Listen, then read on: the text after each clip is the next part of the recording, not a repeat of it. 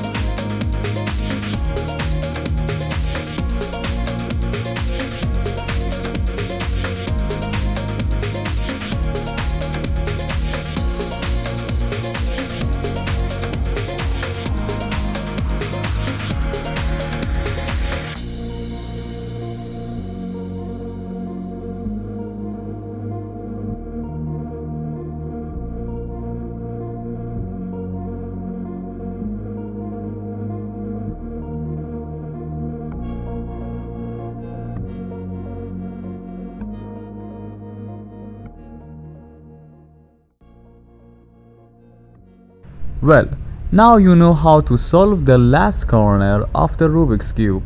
I hope this tutorial was helpful.